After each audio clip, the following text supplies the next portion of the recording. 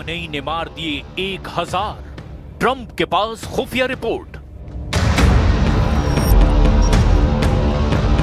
28 दिसंबर 2025 से अब तक ईरान में इतना भयानक खून खराबा हो चुका है जिसकी कल्पना दुनिया में किसी ने नहीं की थी। 37 साल से चल रहे ईरान के सुप्रीम लीडर अली खामनेई के शासन को उखाड़ने के लिए अब ईरानी जनता इतनी बागी और उतावली हो जाएगी, शायद इसका अंदाजा ईरान के कट्टर दुश्मन इजराइल और अमेरिका को भी नहीं था।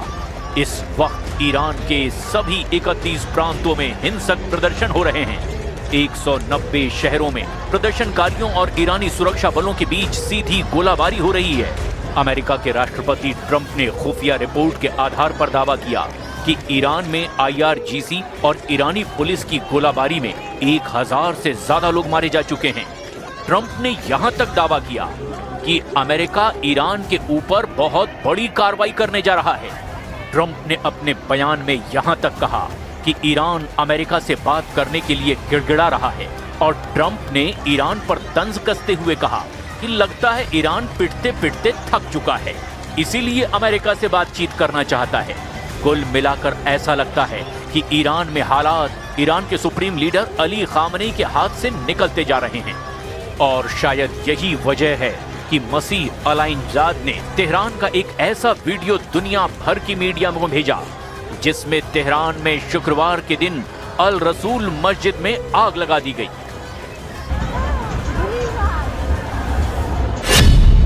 ईरान ने पार की रेड लाइन, 15 दिन में शहर शहर कब्रिस्तान।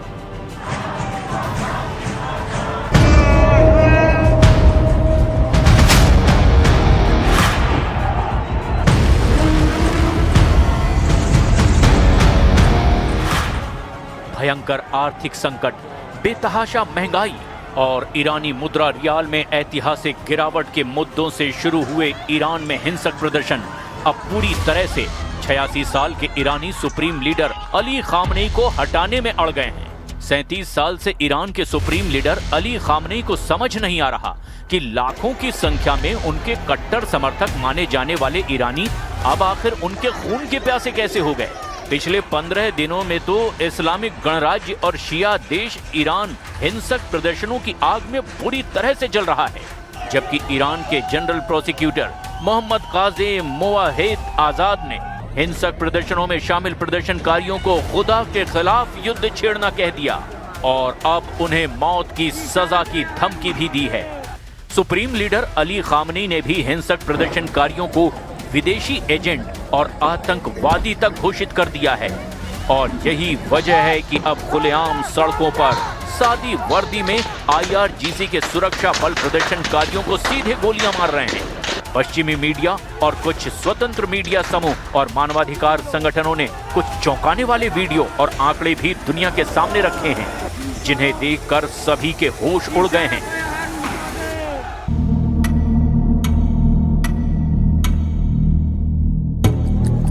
जरा रॉयटर्स पर जारी हुए ईरान की राजधानी तेहरान के इस वीडियो फुटेज को देखिए, जिसमें तेहरान के हॉस्पिटल के बाहर मारे गए प्रदर्शनकारियों की लाशें चारों तरफ पड़ी हुई है।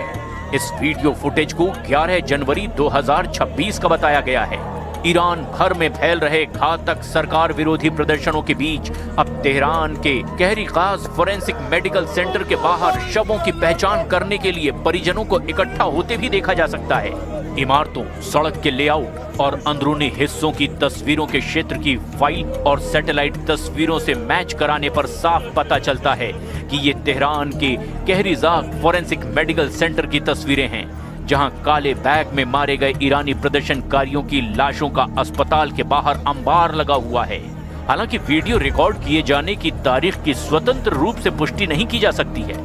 ईरान के सरकारी टीवी ने 11 जनवरी 2026 को तेहरान के कोरोनर कार्यालय में जमीन पर पड़े दर्जनों शवों से भरे थैलों का फुटेज भी जारी किया था, जिसमें ईरानी शासन ने दावा किया था कि ये मृतक सशस्त्र आतंकियों द्वारा किए गए हमलों के शिकार हैं। ईरानी सरकार ये कहना चाहती है कि इनकी मौत ईरानी सुरक्षा बलों की कार्रवाई से नहीं हुई, बल्कि ईरान में विदेशी आतंकवादी और एजेंटों ने इन्हें मार दिया।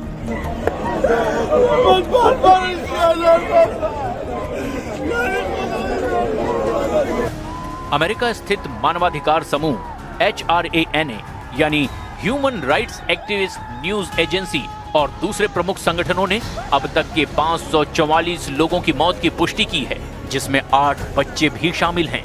कुल मृतकों में से लगभग 496 प्रदर्शनकारी हैं और 48 सुरक्षाकर्मी, जिनमें पुलिस और वजीज लड़ाके भी शामिल हैं।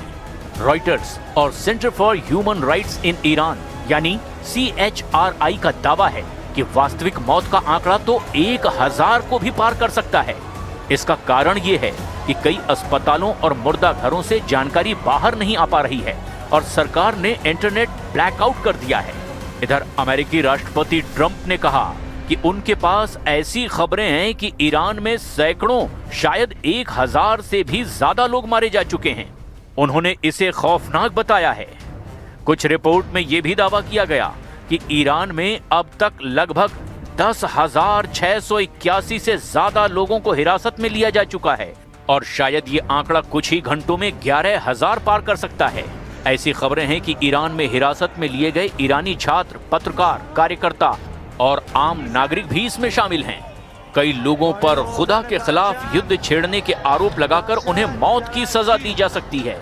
रिपोर्ट्स के मुताबिक 8 जनवरी 2026 के बाद से सुरक्षा बलों ने भीड़ नियंत्रण की बजाय सीधे प्रदर्शनकारियों के सिर और छाती को निशाना बनाकर गोलियां चलाई है।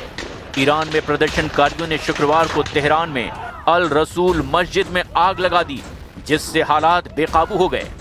इधर अमेरिकी राष्ट्रपति ट्रंप ने ईरान में चल रहे प्रदर्शनों के खिलाफ ईरानी सरकार की दमन कार्रवाई पर तीखा हमला किया है। कहा है कि मौतों का आंकड़ा देखकर ऐसा लगता है कि ईरान रेड लाइन पार कर चुका है। साथ ही ट्रंप ने यह भी कहा कि ईरान अमेरिका से बातचीत करने के लिए गिड़गिड़ा रहा है। पत्रकारों से बातचीत करते हुए ट्रंप ने कहा कि ईरान बातचीत करना चाहता है। ऐसा लगता है कि ईरान अमेरिका से पिटते पिटते थक चुका है।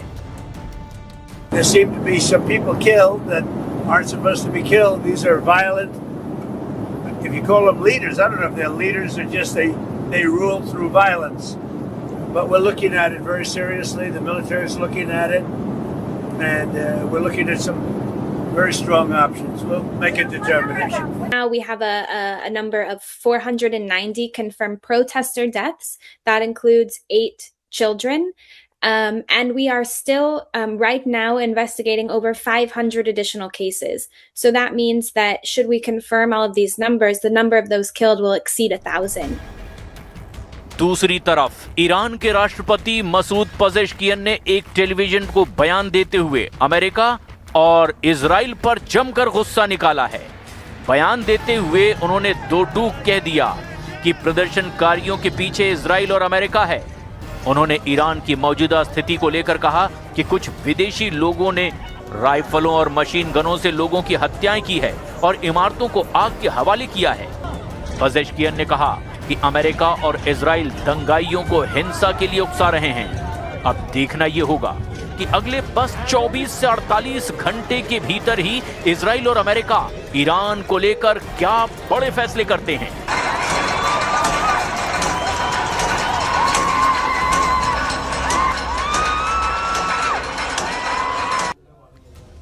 ईरान ने खाड़ी देशों में मौजूद अमेरिका के सैन्य अड्डों को मिसाइलों से दहलाने का मिशन शुरू कर दिया है। ईरान के राष्ट्रपति और संसद के स्पीकर के बाद अब विदेश मंत्री अब्बास अराक्ची ने भी ट्रंप को सीधे धमकी दे दी कि ईरान युद्ध नहीं चाहता, लेकिन दुश्मनों का हमला हुआ तो पलटवार बहुत खौफनाक होगा। तो वहीं इजराइल ने एक बार फिर से ईरान को अब बहुत जल्द खामनेई से आजाद करने की चेतावनी दे दी है।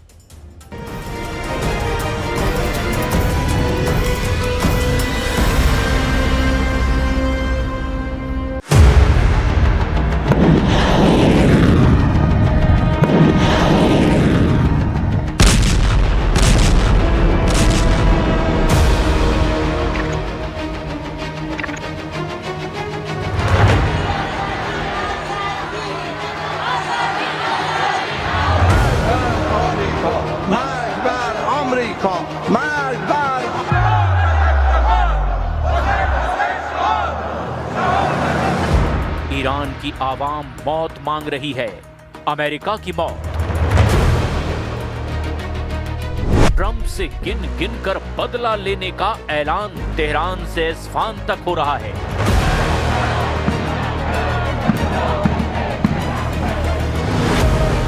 जिस पर ईरान की लीडरशिप ने मुहर लगा दी है। सुप्रीम लीडर अली खामनेई के चाहने वाले सुपर पावर को जला डालने के लिए मचल रहे हैं। अमेरिका से बदला लेने के लिए पूरा ईरान उबल रहा है। ईरान का गुस्सा हदें पार कर रहा है। ईरान की सड़क से संसद तक ट्रंप को सबक सिखाने के नारे बुलंद हो रहे हैं। ईरान ने खाड़ी में मौजूद अमेरिकी सैन्य अड्डों को बर्बाद कर डालने के सिग्नल भी दे दिए हैं। हमला किसी भी वक्त हो सकता है। गारंटी इस बात की है कि अमेरिका सबसे भयानक प्रहार झेलेगा।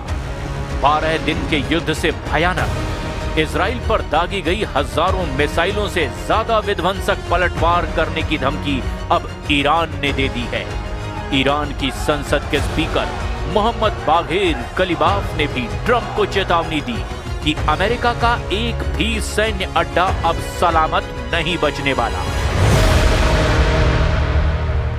ज़मीन इश्क़ाली व हम तमाम मराकज़ व पायगाह‌های निज़ामी व कश्ती‌های आमरीका در منطقه هدف مشروع ما خواهند بود। ईरान ने प्रदर्शन पर बहुत हद तक काबू करने का दावा भी कर दिया है। फिलहाल ईरान में जिन जगहों पर हिंसक प्रोटेस्ट हो रहे हैं उनकी लोकेशन और हालात भी जान लीजिए। ईरान में प्रोटेस्ट रेट की जानकारी देने वाले CTP-ISW के मुताबिक राजधानी तेहरान में प्रदर्शनकारियों पर अब तक पूरी तरह काबू नहीं पाया गया है। तेहरान में 9 जगह हिंसक प्रदर्शन की खबर है, लेकिन खेरमानशाह, तबरीज, ईलम, बंदर अब्बास और माशेद जैसे सूबों में शांति कायम हो चुकी है। पूरे ईरान में 13 शहरों में 22 बड़े प्रदर्शन 12 जनवरी तक दर्ज किए गए हैं। ईरान में इंटरनेट पर बैन लगाने के बाद बवाल पर ब्रेक लगा है, जिसके बाद इंटरनेट सेवा फिर से बहाल कर दी गई है। हिंसक प्रदर्शन में मारे गए लोगों के जनाजे में भारी भीड़ भी उमड़ रही है। वली मुहिम این بود که به خاطر حرف ایشون